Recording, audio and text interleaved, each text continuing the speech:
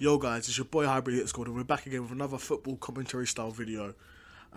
Today I'll be covering the Barcelona starting 11 and how I think that they'll recover going forward now that they've not got Messi and what their team looks like now that of course Messi's departed for PSG.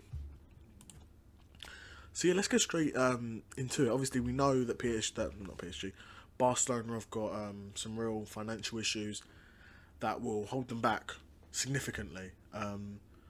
Obviously, they'll be signing players because they'll have to. They'll have to sign players, and they won't be able to completely rely on their academy. No major team can, or no team can. Literally, no team can do that except for, I suppose, Bilbao, who only team in the world that really operate like that. But they're going to continue to sign players, but it's going to not be on the same scale as what it's been in the past couple of years. Because they are debt ridden, they've got debt up to their eyeballs, and yeah, like I said, that's going to hold them back. But I'm looking at their starting 11, and what I think their starting 11 will look like going forward into next season. And I really don't think of course, it's nowhere near as good now that they don't have Messi, but this team, for La Liga standard, will still, as long as their mentality's right and they turn up every game. It's still a really nice team. We're going to obviously start in goal with Ter Stegen, of course. Really, it's still a really solid goalkeeper. One of the best in the world, undoubtedly. Good on the ball, good with his hands, commands the ball, commands his box decently. Physically can hang in there, doesn't really get dominated from corners from what I see. Ter Stegen's still a really nice option, and I don't really think they need to be looking to change him. Unless his contract's running up soon. I don't know what his contract situation is. Unless his contract is coming up soon, or yeah, I think for the time being he's perfectly serviceable. Now at left back, there's still got Jordi Alba. Again, not a bad thing. We know Jordi Alba is a terrific player, a really nice attacking fullback that gets up and down the pitch, and really nice delivery on him. Still got pace, still got his legs on him for the time being. You will want to, Barcelona definitely will want to be looking to upgrade on that, undoubtedly, because just like him and the person and the player I'll be on to next, they're getting old. And they're not going to be able to play forever. They saw that with Messi. Even though Messi's not retired, he's left. You can't rely on these players forever. You can't rest on your laurels forever. But for the time, like I'm saying, for the time being, it's really not going to be as bad as everyone's making it out to be for Barcelona. I don't really think they'll feel the full effect of Messi leaving for another couple of years, because not only is Messi leaving a huge effect, but Messi's almost generation would have completely gone. Alba, Piqué and Busquets, the next 2 to 3 to 4 years, they'll all be gone. And then that's when I really believe that they'll have to either undergo a massive rebuild, like they've been trying to do unsuccessfully, and they don't have, and now they're in a position where they don't have the funds to actually rebuild. That's when I really think they'll feel the full force of what began as Messi leaving and will end as probably Busquets, Piqué and Alba retiring. And then they'll feel the full effect of that whole process. Because then nobody from Pep Guardiola's golden generation would be there anymore. They'd all be gone. But yes, Piqué will be next to Alba. Of course, Piqué took a huge pay cut to stay at the club. He had to. There wasn't any option in it. I mean, he'd either take a pay cut or he has to leave because they can't afford to pay his wages. It does say a lot about him, though. I mean, it does say a lot about him, but even once he's taken a pay cut, he's never gonna have to. Even once he take a pay cut and then retires in a couple of years, he's never gonna have to work another day in his life. These guys are rich beyond belief. So taking a pay cut really isn't the end of the world for these guys. But yes, he took a significant pay cut to stay at the club. One of the senior members of the team, I believe is the captain. You check. Is PK the captain? Doesn't say. Doesn't matter. But he's one. Even if he's not, I think he is. But he's one of the senior members of the dressing room. One of the few players there that probably, well, he is one of the few players there that still remember what it was like under Pep Guardiola, and those were the best years of Barcelona's history in the modern day. So he'll want to try and regain that standard, undoubtedly. But again, like PK, one of the better centre backs in the world as well. Even now, legs are going, still physically in terms of strength and stuff like that can still hold in there. But is in terms of pace, he wasn't really particularly fast. Even when he was younger, wasn't particularly pacey. But he's lost a bit of pace now. And then partnering him will be Eric Garcia, who they got from Man City for a free transfer. And I really do like this one. I really do. Eric Garcia is a defender I like a lot, actually. I know he played a decent amount of football last season at Man City and didn't really set the world on fire, if we're honest. But I think he's a nice player, especially for La Liga as well. He's a nice player. Decent legs on him, can keep up-ish in terms of pace. Really good on the ball, which is, I imagine that's the main reason why Man City got him. And, of course, he's free. But I believe that is one of the main reasons they got him, because he's able to keep... because he's able to play with the ball so well, and he's young as well. Really nice age. He's only 20. He's not... he's young. So he's still got another 12, 13, 14 years in him. This was a really good signing for Barcelona. And this was an example of Barcelona still got that pull of being a huge club historically. Got that pull to still take anyone they want. They won't be able to afford them anymore. But when, there's always a saying over in England, and when we have Premier League teams, when Barcelona or Real Madrid come knocking, you go. And there's nothing you can do about it. Doesn't matter if you're playing at United, like United saw with Ronaldo when Real Madrid came calling. That was it. Like at Arsenal, Thierry Henry, when Barcelona came calling, that was it. So many other players. With Bale, when Real Madrid came calling, so many examples. Eden Hazard as well with Chelsea. Loads of examples. I could go on all day. But Barcelona especially, they still got that huge pull, and they used it with Garcia, because Garcia was definitely offered extensions. Pep Guardiola said, we've offered him an extension, we've offered him more money, but he wants to go to Barcelona. That's what he wants to do. And no amount of money is going to change his mind. Well, I say that, but they probably wasn't offered all the money in the world. But, within reason, no amount of money was going to change his mind within reason, and he wanted to go to Barcelona. So it's a fair play to him, and he's at Barcelona, and he'll be partnering PK, I imagine, for the majority of this season, fitness permitting they're both able to stay fit, of course. We move on to right back, Serginho Dest, another, a really good player as well that they signed from Ajax, I believe. Don't quote me. I haven't got it up here, but yeah, I'm pretty sure they signed him from Ajax. Another really good fullback, really nice on the ball. A bit like Eric Garcia in a couple of ways, where he's physically acceptable, but his strength is really on the ball. He's even though he's a fullback, he's a ball playing defender. So when Barcelona want to play at the back, when they want to build quickly through the channels, they don't need to worry about Serginho Dest, because I don't think he's a liability. I think he's a really, really good fullback, and a really good pickup for Barcelona. And going forward, he's another young one. That's what I'm saying. It's probably not as bad as we're making it out to be. Garcia and Dest, they're two young players that I've already got to. There's more players coming up that I'm getting to as well. Really bright futures ahead of them. Of course, one with not such a bright future ahead of him, Sergio Busquets, even at his age now, can probably do the role that he's doing now with his eyes closed. For years he's been one of the best defensive mids in the world, one of the best ball playing deep line playmakers, able to beat a press, able to intercept a pass, play a brilliant eye the needle pass. Busquets, genuinely, what is probably one of, it's probably a one in a generation type player, where you don't get many players like Busquets. I'm so high on him, even now in 2021. I still rate him so highly. But yeah, Busquets is still there, like with Piqué and Alba. In the next couple of years, he'll be gone, and that's when they'll really start to feel the effects of what begun the process as Messi leaving, and will end. Like I said, I'm repeating myself now because of how much I believe it, but the process will start with Messi leaving and end with Piqué and Busquets leaving, and that's when they'll really feel it. But for the time being, the next year or so, Busquets is here, and this is the only club he's played for in his career, so he's going to give it his all.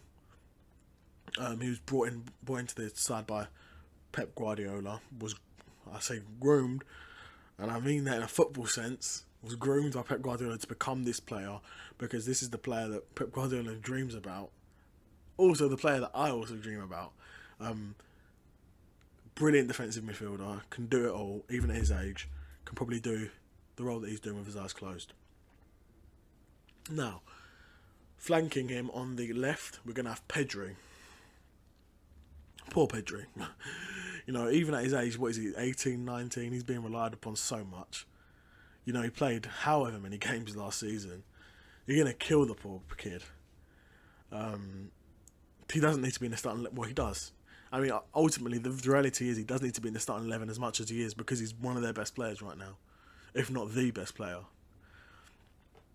I think last season, including the Euros, he played like 70 games. That's crazy. I mean, that's either going to make you into one of the best midfielders in the world, or by 22, you're going to be done. And you're probably not even going to be playing football anymore. You know what I mean? You're probably going to be a real estate agent somewhere at that rate. But nonetheless, Pedri, for the time being, is a really, really good player. One of the hottest prospects in football. You know, one of the hottest prospects in Spain for sure as well. You know, there isn't many other centre mids of his age that are breaking into the Spain squad and doing so well, breaking into the Barcelona squad and doing so well. So Pedri could potentially, like Busquets, be a one in a generation type player. But with Pedri, even though he's shown a lot this season, he's still young, and time will tell how good he can really be. And across from him and on the other side of Busquets on the right, it'll be Luke de Jong. Obviously, again from Ajax, like Dest, I believe, a really, really nice midfielder, really nice on the ball. Probably the most attacking out of the three. That gets forward the most. Is probably more of a goal threat than Pedri and Busquets. Nice age as well. He's young. Was picked up for a decent fee, a nice amount. Again, is a two-way player really. Brings enough defensively, I think. In terms of pressing, it mostly comes from Pedri, but you know, it's Ronald Koeman's team, so he's going to have them all pressing. They're all going to have to do their bit. No one's really going to get a day off, even though Koeman's, we all know, he's nowhere near level to be a Barcelona manager, but he is the manager for the time being. But yeah. And then on the right wing, I believe they'll have Griezmann. I believe they'll have Griezmann on the right wing. Where do we start with Griezmann? Maybe, arguably, he's part of the reason why Messi's left. Not anything he's done personally, but the gigantic wages he's on is part of the reason why Barcelona are in the position they're in. He's been, I'm going to say he's been terrible for Barcelona, considering the amount of money that they paid for him and the amount that he's getting paid each week. He's been an absolute bust for Barcelona. He'll stay in the team because he's paid so much money, honestly, and that's what it is. He'll stay in the team because he's been paid so much money, and I think they've all almost accepted that fact that we're just gonna keep playing him, and hopefully he comes good. Because I'm sure he'll come good, but the form he showed at Atletico and even at France in the Euros, he played so well. So you kind of hope that he has to come good, and you just have to play him through his bad form. Even though that's not what I would do. When a player's in bad form, I take him out. I would take him out of the limelight. But Koeman's thinking is probably to keep playing him through that period, and we'll see how far it takes Koeman, how far it takes Griezmann as well. So yeah, on to the other side, we'll have Depay. Or Depay, even. What do you call it? Memphis Depay? Memphis Depay? Memphis Depay. And I think he's going to be Barcelona's stand-up player this season. In his prime, 27, they're going for a free transfer as well. We've been seeing it in his pre-season, and then in the games since for Barcelona. He's lightning quick. But we already knew that from Lyon and brief spell at United, but we didn't really do well. But yeah, at Lyon we saw blistering speed, goal scorer as well, gets goals, can chip in with an assist as well. I think got an assist on his last game again for Barcelona against Sociedad. Did get an assist in that game. But yeah, really good signing. So you signed Barcelona made a free signing for a player in their prime. You know, you can't complain really. Obviously, he's not a blockbuster signing the way that some of the other players are, but that's not you don't need 11 blockbuster signings to make a squad. You know, it's shown that you don't need that. You need maybe one or two, and then rest competent, solid squad players that know their role and can do it well. But yeah, I'll say Mopai. I'm not saying Mopai.